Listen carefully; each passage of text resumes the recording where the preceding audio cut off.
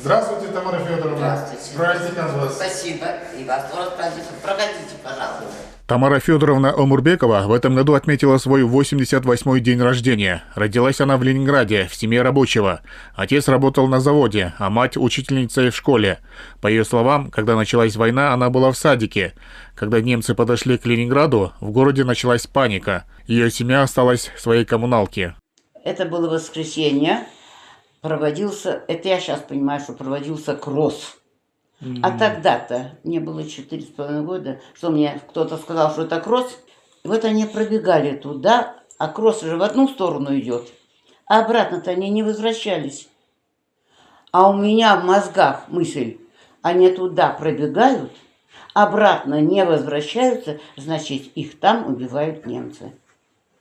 И вот это у меня так здесь и осталось. Блокадная зима 1941-1942 годов считается самой трагической в истории Ленинграда, но Тамара Федоровна Омурбекова выстояла благодаря стойкости и мужеству. По ее словам, в те тяжелые дни она, 5-летняя девочка, увидела все ужасы блокады, где из-за голода участились убийства и, самое опасное, каннибализм.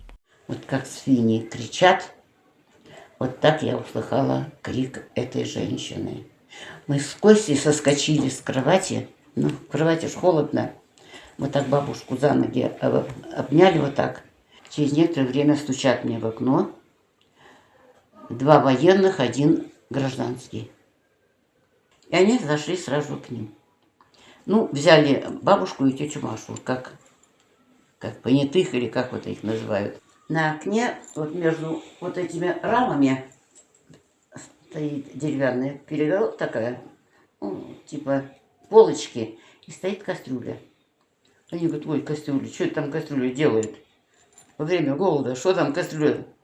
Ну-ка снимите, покажите, что там. Да мы там кушать готовили, посадили. Снимите, покажите, что вы кушать готовили. Помогите. Они сняли, там голова с волосами, все. Победу Тамара Федоровна встретила в детской больнице. В майские дни она и ее сверстники массово заразились чесоткой и вынуждены были находиться на строгом карантине. Окончив физкультурный техникум, она по распределению попала в Базар-Курганский район Джалалабадской области. Там в школе она преподавала физкультуру. Позднее вышла замуж за молодого кыргызского врача.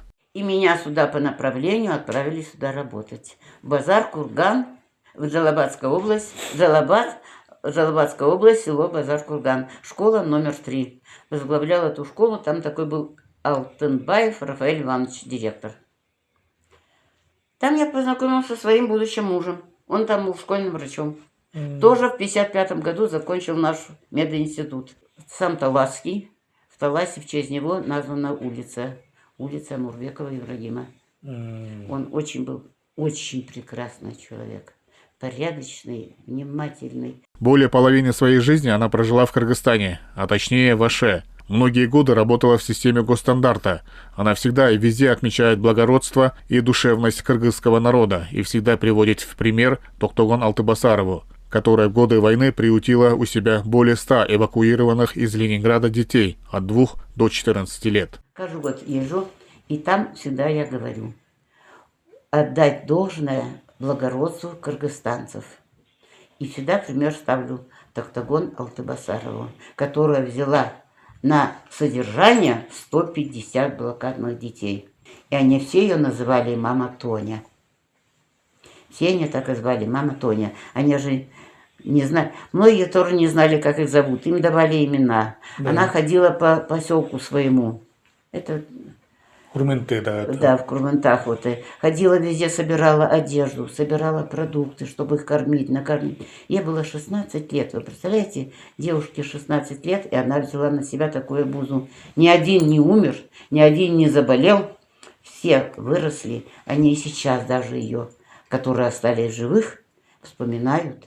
Каждый год Тамара Федоровна перед Днем Победы посещает город Санкт-Петербург и встречается со своими друзьями и жителями города. Рассказывает молодым людям те ужасные и героические моменты Великой Отечественной войны.